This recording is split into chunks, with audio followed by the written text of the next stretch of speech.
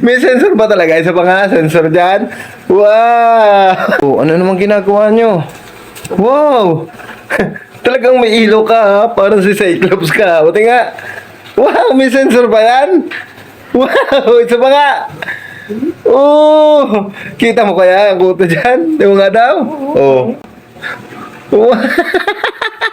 May sensor ba talaga? Isa pa nga, sensor dyan. Wow! Pero ilan ang ilaw niyan? Madami? Yes, yes. Nga daw. Mapindot din siya. Oo, akong pipindot ha. Yan, titingnan natin. Ito. Yan. So, tanggalin muna natin ang sensor. Yan. So, ilan ang ilaw niya? So, isa. Dalawa. Mas malakas ano? Tatlo. Ito meron din. Kasi sensor din to? Teka. Sensor ano? Yan, yun nga. Wow, flashlight!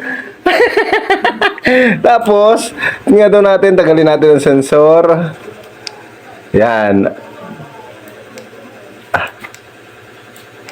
Merong mas malakas din. Pwede pera muna ako niyan. Tatry ko lang sa labas kung sadyang malakas.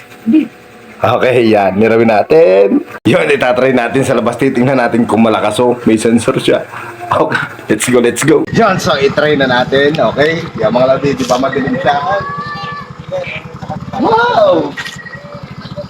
Ang ganda niya. Tama-tama, hindi mo na siya hinahawakan. Tama-tama pag may hahanapin ka. O kaya pag madilim ang daan.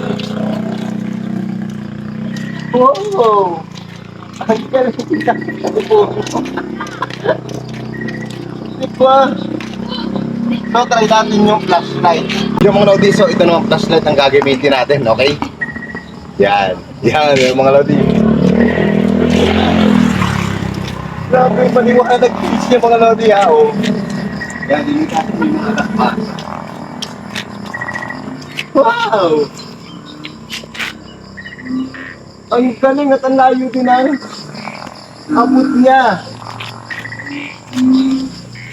Okay.